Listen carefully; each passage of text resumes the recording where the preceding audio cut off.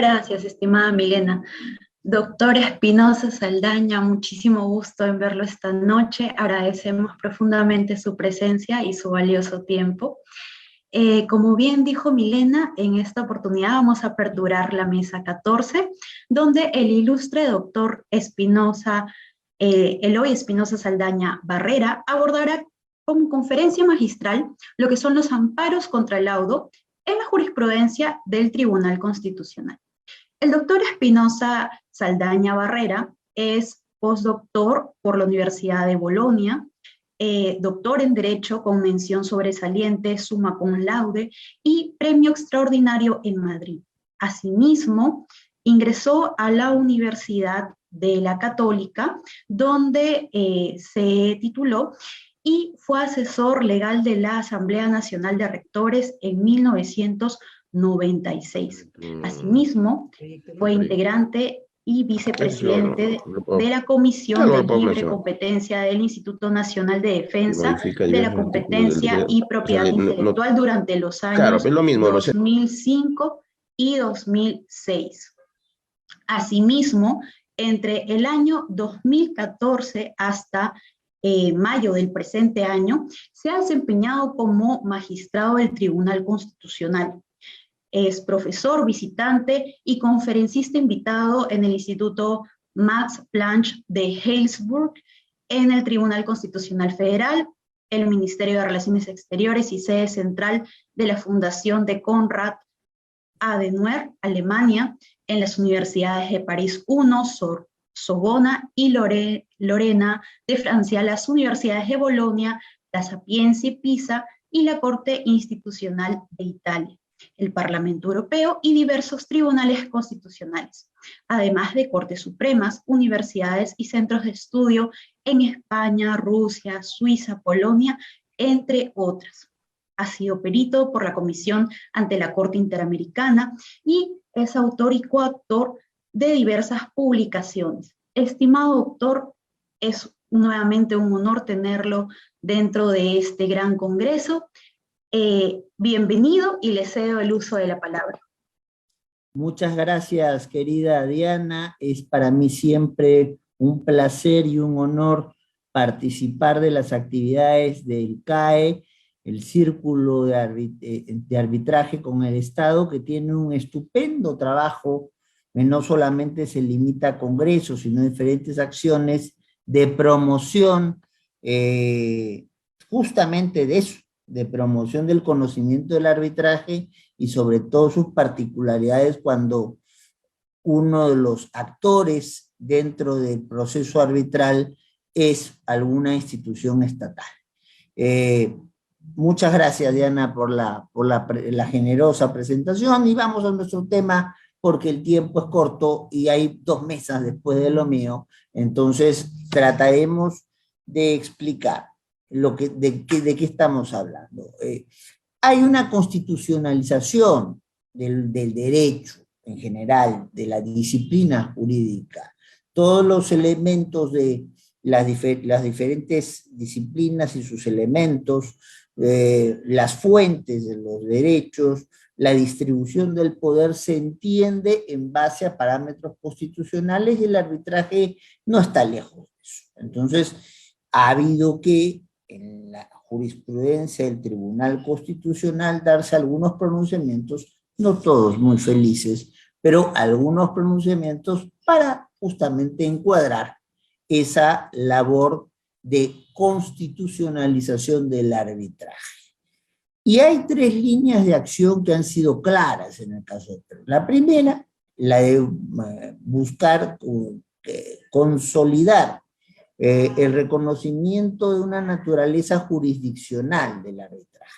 Esto es clarísimo desde el caso Cantuarias-Salaverry, y entonces ha habido algún cuestionamiento, el famoso voto en ese mismo caso, del magistrado Magdiel González, pero en líneas generales, asumiendo la comprensión de la inciso primero del artículo 139 de la Constitución, leído en contrario, entonces se reconoce que hay una jurisdicción militar y una jurisdicción arbitral, y esto haya llamado a fortalecer la idea con que tiene una serie de consecuencias, por ejemplo, la posibilidad de un control difuso arbitral, como veremos a partir del caso María Julia, en el sentido de que cuando estamos hablando de arbitraje, por lo menos en el Perú, estamos entendiendo de una atribución jurisdiccional. No tal vez jurisdiccional en un sentido lato. El árbitro hay competencias que no tiene en comparación a las de un juez, pero sí una actividad que tiene lo básico dentro de lo jurisdiccional. Por lo menos en eso, en el Perú, hemos alcanzado un consenso. Un segundo elemento realmente importante es el de asegurar, aunque contradicciones en ciertas épocas, que lo revisable a través de un amparo es el laudo.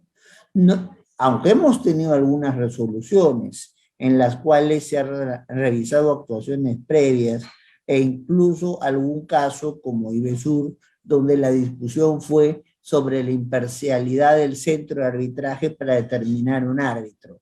Pero en líneas generales, aunque hay una sentencia antes que nosotros nos fuéramos muy polémica, que es el caso Solaris, puede dejar una puerta abierta para quebrar lo que en líneas generales ya ha sido considerado como un parámetro consolidado. Y el otro elemento importante que se discute es el de la anulación. O sea, ¿qué es la anulación? ¿Es una vía previa? ¿Es una vía paralela? Y ahí sí veremos que han habido cambios de criterios con los tiempos. ¿Cuál es el primer caso que se da? Es un caso antiguo, es un caso de 1999.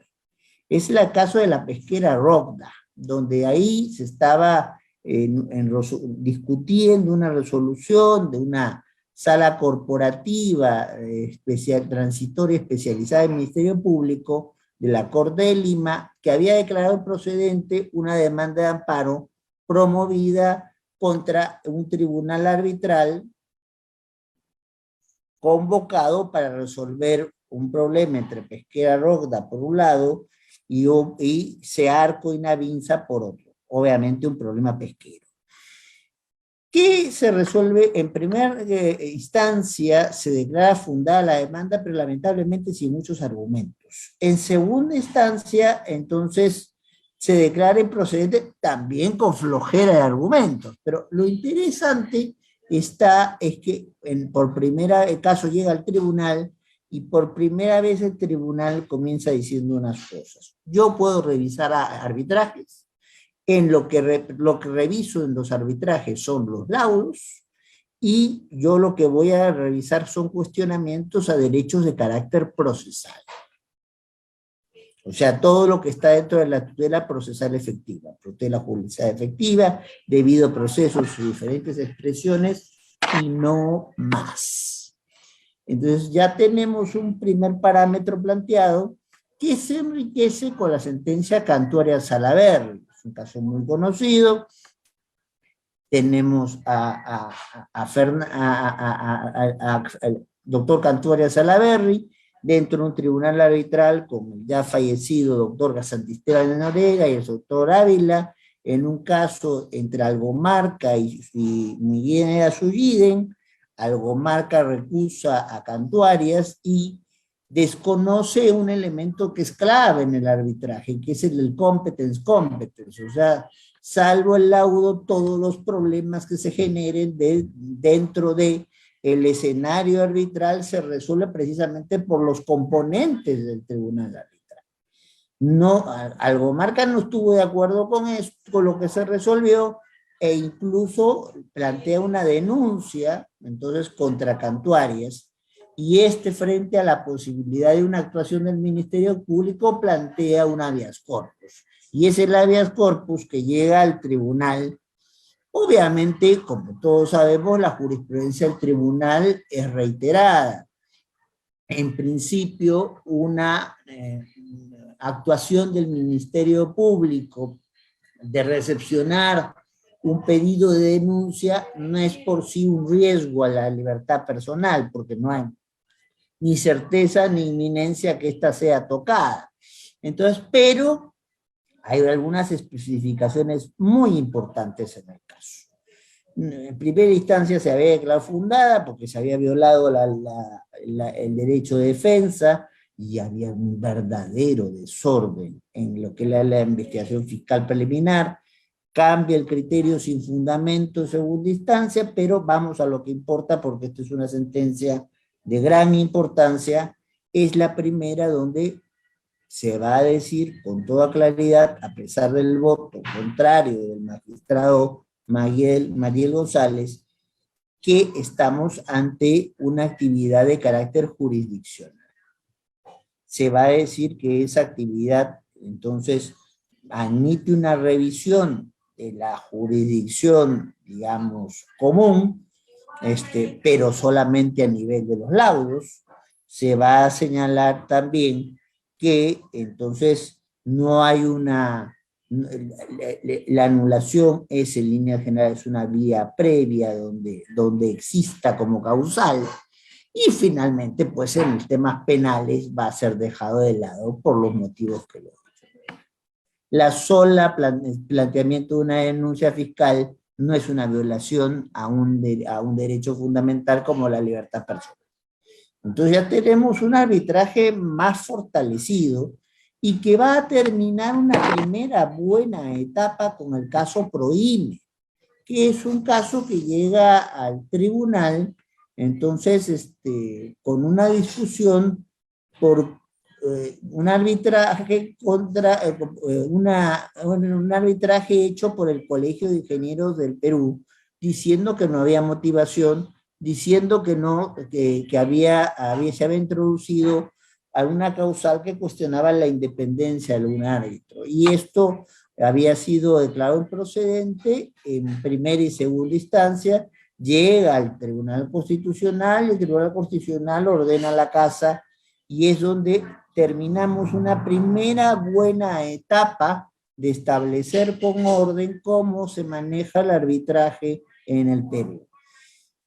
Va contra laudos, debe defender derechos de carácter procesal, la anulación es todavía considerada una vía previa en las causales que está establecida, entonces, y no hay discusión sobre el carácter jurisdiccional de lo que se viene haciendo. Después entramos en una segunda etapa con dos sentencias de ingrata recordación, Codiza e Ibesur. Cada cual más complicada que la otra y que van de la mano justamente con una etapa del tribunal donde había una composición que al parecer no tenía claro lo que era el sentido del amparo. Entonces, en Codiza demanda a Searco, no sabemos a quién me estoy refiriendo, con conocimiento de COFIDE, buscando que se declare inaplicable o se deje sin efecto un laudo mediante el cual Codiza debía pagar a COFIDE $36 millones por una penalidad. ¿Qué es lo que pasa en este caso? Entonces, ya no se está discutiendo un laudo, lo que se está discutiendo es una resolución firme que había llegado a la vía ordinaria, o sea, me dijeron, el laudo fue ratificado por la vía ordinaria y yo busco en la vía ordinaria discutir lo que se había dicho antes del laudo, entonces aprovecharme que la judicatura ordinaria trate de distorsionar lo que ya estaba resuelto en un laudo previo. Y esto obviamente genera gran preocupación, porque si vamos a ir a la vía ordinaria mediante amparo para distorsionar lo dicho y hecho antes del laudo, entonces no tenemos ninguna garantía en el escenario arbitral. Pero Ibesur es peor incluso, porque acá no se cuestiona el laudo, ni las actuaciones previas a su dación.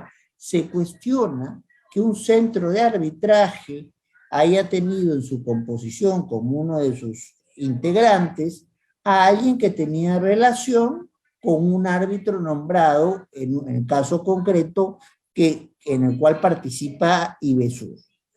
Pero esto es terrible, porque ese componente del centro de arbitraje no participó en la elección del árbitro que estaba siendo cuestionado, y ese árbitro que estaba siendo cuestionado renunció a su situación de árbitro para evitar más problemas. Pero el tribunal, ahí en una resolución por lo menos discutible, yo diría bastante equivocada, comienza está bien que estamos hablando de una actividad jurisdiccional, pero no podemos confundir a un juez como un árbitro y comenzar a hacer una reflexión sobre la independencia y la imparcialidad del juez, sobre todo cuando acá ni siquiera había árbitro nombrado. Aquí lo que existía era una propuesta de árbitro que fue dejada de lado en su momento, y que, por cierto, no había sido discutida por IBESUR durante el proceso arbitral, sino al final del proceso arbitral y como argumento para poder desconocer ese resultado que se había obtenido. Todo de cabeza, como podemos ver, y abriendo peligrosamente las puertas para que absolutamente el competence no exista y yo pueda en cualquier momento recurrir a la judicatura ordinaria e incluso a la constitucional para poder plantear que no me gustó lo que me resolvieron y finalmente yo desestructurar cualquier resolución hecha por un árbitro individual o por un tribunal. Ante esta realmente situación de lío y casi de descomposición, se impone la cordura con una sentencia que no es perfecta, pero que ha ayudado mucho, y que es el famoso María Julia. Si uno ve la situación en concreto, no es un caso muy complejo. Se trata de un arbitraje individual, pero va al punto a resolver ciertos problemas que no podían quedarse de esta manera. Se aprovecha, como hace muchas veces un tribunal constitucional, un caso relativamente sencillo que ya venía con 2 declaraciones de improcedencia para decir con carácter de precedente. Entonces, establecerlo como línea a no abandonar, que en el amparo solamente se revisa laudos, delimitar de manera acotada y por defecto, porque si uno ve la redacción de María Julia no te dice son materias del amparo arbitral, sino dice ni más bien lo contrario, lo que no está en esta lista va a ser visto como amparo arbitral, y nos va a plantear un cambio importante. La anulación ya no va a ser una vía previa, sino una vía igualmente satisfactoria en las causales que exista. Esto que quiere decir que estoy jugando a que el amparo cumpla su rol, que es subsidiario o residual. No vamos a entrar a la discusión sobre eso, porque eso nos traería un seminario más, pero la idea es, entonces, vamos al amparo como último recurso. Y si tenemos situaciones de causales de anulación, esa es la salida, y señor, olvídese usted de tocar la puerta del amparo. Y como seguimos con la consideración de Cantoria Salaverry y otro caso que no mencioné, pero ahora lo toco, que es Corporación Meyer, de que lo que siempre está en discusión son derechos de carácter procesal. Sobre eso va a ir el amparo, y entonces se habilita si estamos ante una institución de carácter jurisdiccional, y las instituciones de carácter jurisdiccional en el Perú pueden ejercer un control difuso, se habilita, con polémica para algunos, el control difuso arbitral. Polémica para algunos porque, hay que decirlo, el control difuso arbitral, como veremos en un caso que comentaré en 2 minutos, ha sido utilizado muchas veces por los grandes sindicatos o federaciones para plantear la inaplicación en algunos artículos de las leyes de presupuesto de determinados años y poder justificar sus pedidos sindicales seguramente muy respetables, pero claro, que nos llevan a un uso en el límite de lo que es la actividad arbitral. ¿Qué pasó después de María Julia? ¿Se aquietó todo o hay cosas sobre las cuales todavía conversar? Yo creo que hay cosas que están establecidas y hay una línea muy delgada que puede activarse a través del caso Asociación Solaris. No voy a mencionar una gran cantidad de casos, veo que ya estamos ahí 14, yo tengo hasta ahí 20, o sea que tengo que ser estricto con el tiempo. En primer lugar, hubo el intento de un magistrado en un caso conocido como el caso Los Quenuales, de ampliar las actuales alcances del amparo arbitral. Tuvo la oposición radical de todos nosotros. Planteamos que aquí, en ese caso, sí, la anulación era una vía igualmente satisfactoria y se declaró por eso improcedente la demanda e infundada porque se desestima el recurso de la anulación que se estaba planteando en el caso. Y la idea de establecer hasta 5 circunstancias más que podrían justificar recurrir al amparo arbitral quedó como un entusiasmo planteado por este magistrado y nada más.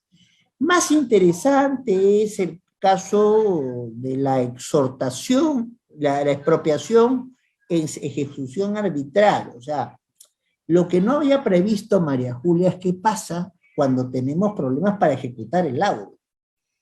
María Julia habla de que tenemos entonces como objeto de revisión los laudos en un escenario, un amparo arbitral. Pero ¿qué pasa si el caso le llega a un juez de ejecución y se encuentra con que hay una parte que no quiere ejecutar una expropiación que ha sido planteada dentro del escenario del proceso arbitral? Entonces, aquí esto sí ya nos lo tocó resolver a nosotros, también como los casos el caso anterior, y fuimos muy claros.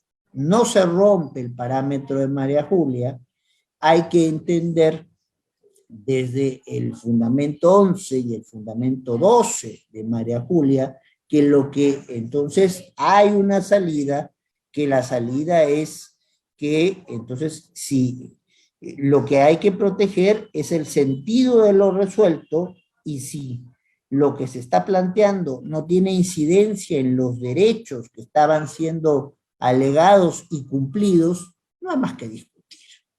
Entonces, el hecho de que no se haya tenido una previsión expresa no quiere decir que no se pueda atender. Es la misma lógica que se tiene en el escenario judicial. Si me dicen que usted ha ganado un caso por A y B, cuando voy a la ejecución, lo que se va a proteger es que me atiendan A y B y que no me quieran quitar A y B en ese escenario.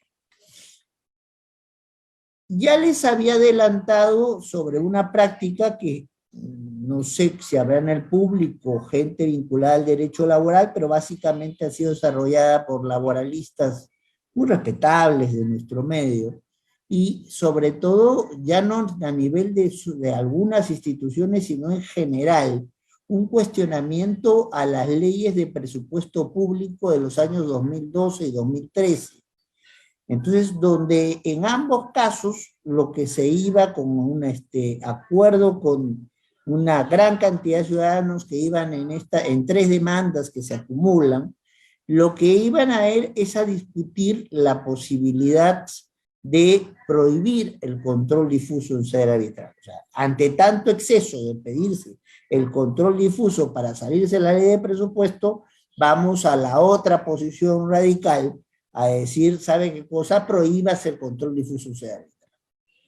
Y eso consideramos que no teníamos que permitirlo, ni tanto ni tampoco, porque si estábamos reconociéndole condición de jurisdiccional al arbitraje, no podíamos evitar que hubiera un control difuso.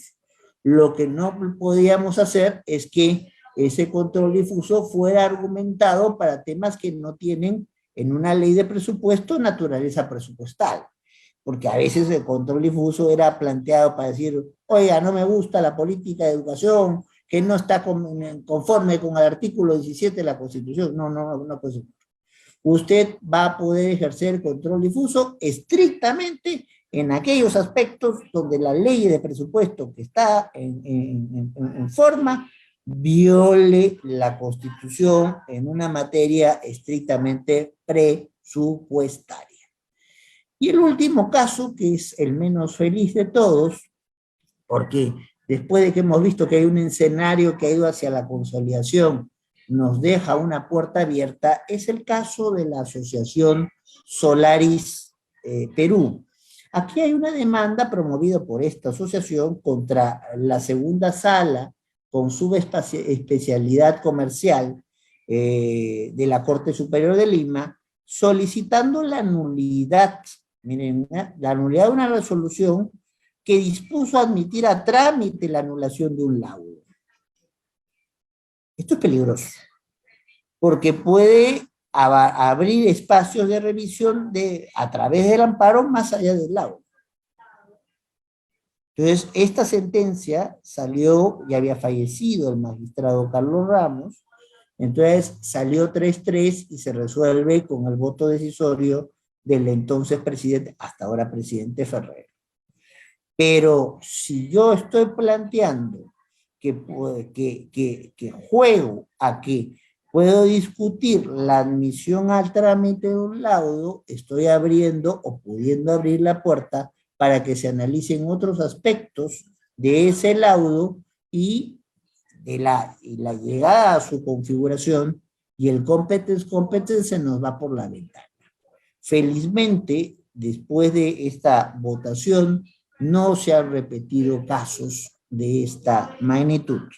Habiéndome pasado en un minuto, termino muy brevemente diciendo que, como vemos, el arbitraje puede haber tenido algunos cuestionamientos en ciertas condiciones, pero en el Perú ha tenido una labor fundamental para que temas de especialización que no están al alcance de los jueces y tampoco entonces puedan ser resueltos, ha llevado a la especialización de muchos colegas para estas materias, pero como toda actividad humana necesita algún nivel de control, sobre todo si está en juego la defensa de los derechos fundamentales. Y eso es lo que ha buscado hacer el tribunal, algunas épocas con más éxito que con otras, con un escenario más o menos consolidado, con un riesgo que, a pesar de ser un caso ya de hace prácticamente 2 años, no ha vuelto a repetirse. Entonces creo que, salvo que mis nuevos colegas hagan alguna cosa muy diferente, podemos estar en líneas tranquilas, más o menos, con la jurisprudencia a la cual se ha llegado desde el Tribunal Constitucional para el tratamiento de las materias arbitrales. Muchas gracias por su atención. Muchísimas gracias a usted, estimado doctor Eloy. Nuevamente, de parte de CAE, darle las gracias por su presencia en uno más de nuestros eventos. Muy importantes sus reflexiones y el análisis concreto de cada caso jurisprudencial que ha mencionado, y sobre todo el mensaje que nos deja. Estimado doctor, esperamos poder contar nuevamente con su presencia en los siguientes eventos académicos que tenemos, y nuevamente esperamos que podamos contar con su participación. Muchísimas gracias, doctor. Gracias a ustedes, con todo gusto. Un fuerte abrazo.